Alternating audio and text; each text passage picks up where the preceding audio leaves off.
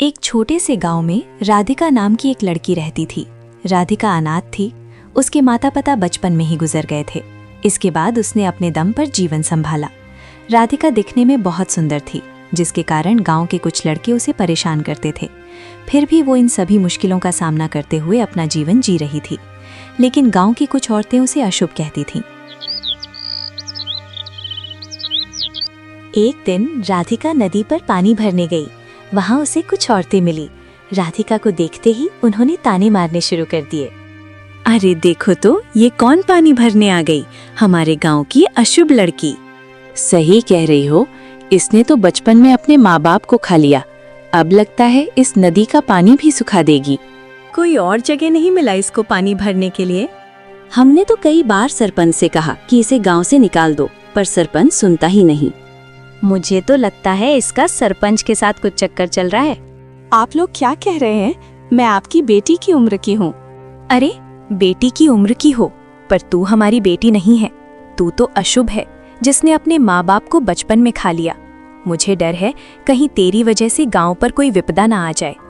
ये सब सुनकर राधिका दुखी होकर घर लौट आई। घर पहुंचकर वो जोर जोर से रोने लगी और अपने माता पिता को याद करते हुए बोली, आप लोग मुझे अकेला छोड़कर कहाँ चले गए? इससे अच्छा होता कि आप मुझे भी अपने साथ ले जाते। इन सब लोगों के ताने तो सुनने को नहीं मिलता। राधिका बहुत दुखी थी, क्योंकि उसे आए दिन ऐसे ताने सुनने पड़ते थे। समय बीतता गया और राधिका को ऐसे ही ताने मिलते रहे। एक दिन वो अपने घर पर खाना बना रही थी, तभी ग्राम प्रधान आया। उसे देखकर राधिका घबरा गई। अरे ग्राम प्रधान जी, आप अचानक यहाँ? कुछ काम था? हाँ, तुमसे मिलने आया हूँ। सोचा तुमसे मिल लो, बहुत दिन हो गए तुम्हारे दर्शन नहीं हुए। आप यहाँ क्यों आए हैं? आपको पता है गांव की औरतें मेरे बारे में क्या क्या कहती हैं? आप यहाँ से चले जाइए। अरे तो क्या हुआ? वैसे भी वो जो कहती हैं सच ही तो कहती हैं।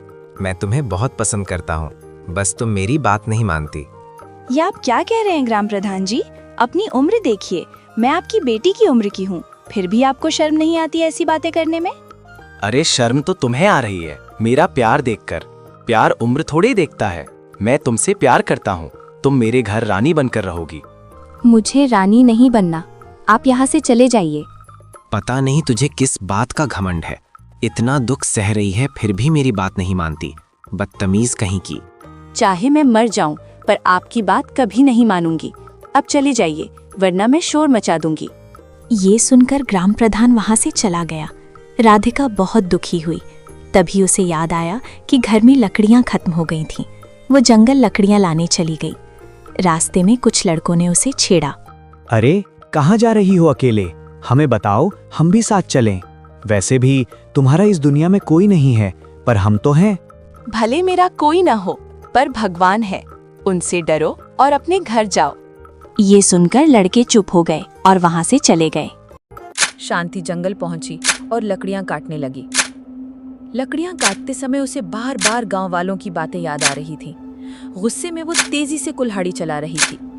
तभी उसे किसी की आवाज सुनाई दी, मुझे बचाओ, अरे कोई है, मुझे बचाओ। वो चौंकी। उसने इधर उधर देखा, पर कोई नहीं दिखा। मुझे बचाओ, अरे कोई है, मुझे बचाओ। फिर उसे दोबारा आवाज सुनाई दी, जैसे कोई मदद मांग रहा हो। आवाज धीमी थी, इसलिए उसे समझ नहीं आया कि कौन है। आखिर ये कौन मदद मांग रहा है? मुझे दिखाई क्यों नहीं दे रहा? वो आवाज का पीछा करते हुए आगे बढ़ी। कुछ दूर चलने पर उसे एक गुफा दिखी। लगता है यहीं से आवाज आ रही थी। राधिका गुफा में चली गई। अंदर बहुत अंधेरा था। यहाँ तो कुछ दिखाई नहीं दे रहा।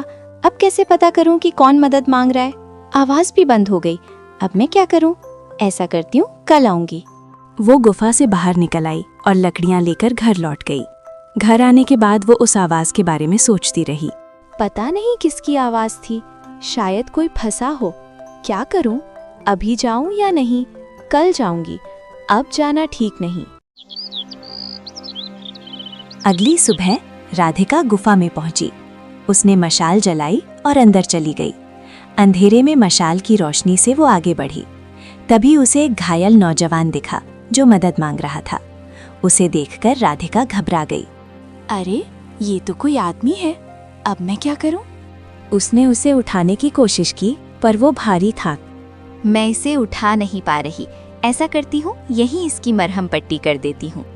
राधिका जंगल से औषधीय पौधे लाई, उन्हें पीसकर उस नौजवान पर लगाया और उसे पानी पिलाया। फिर वो वहां से चली गई। 2-3 दिन तक वो उसकी देखभाल करती रही। गांव वालों ने देखा कि राधिका रोज जंगल जा रही है, तो वे हैरान हुए। अरे ये जंगल क्यों जाती है? कुछ लाती भी नहीं। आखिर ये क्या कर रही है? हमें ग्राम प्रधान को बताना चाहिए, कहीं ये कुछ अनर्थ न कर दे।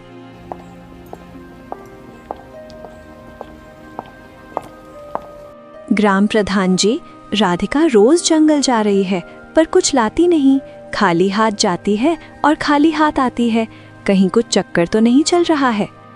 अरे वो कुछ नहीं कर रही होगी, तुम लोग बेकार में परेशान हो। जाओ यहाँ से अपना काम करो। मैंने तो पहले ही कहा था कि ग्राम प्रधान जरूर राधिका के साथ चक्कर है, तभी तो हमारी बात नहीं सुनता। उधर राधिका की देखभाल से नौजवान की हालत सुधरने लगी। एक दिन जब राधिका गुफा में आई तो नौजवान वहां नहीं था। अरे वो कहाँ चला गया? अभी तो उसके जख्म ठीक भी नहीं हुए। वो गया तो गया कहाँ? इधर एक गांव वाला जिसका नाम सुरेश था, राधिका का पीछा करते हुए गुफा तक आया था। उसने राधिका की बातें सुनी और गांव लौटकर सबको बताया। राधिका जंगल में किसी आदमी से मिलने जाती है। गांव वाले फिर ग्राम प्रधान के पास गए। ग्राम प्रधान जी, राधिका जंगल में किसी आदमी से मिलने जाती है। सुरेश ने अपनी आंखों से देखा। क्या बात कर रहे हो? आने दो उस राधिका को, मैं उसे सबक सिखाऊंगा।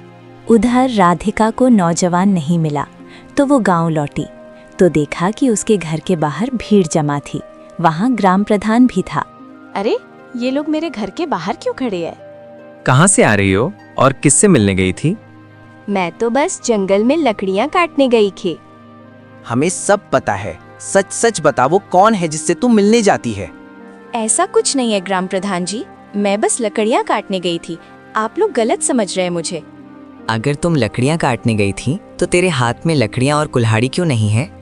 ठीक है ग्राम प्रधान जी, अब आगे से ऐसा नहीं होगा, आप लोग जा सकते हैं। चलो भाई, अब तुम लोग अपने अपने घर जाओ।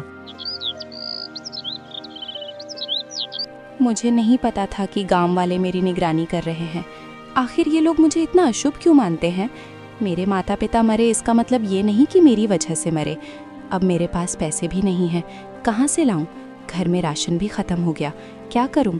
ग्राम प्रधान के पास नहीं जाऊंगी, वो तरह तरह की बातें करेगा।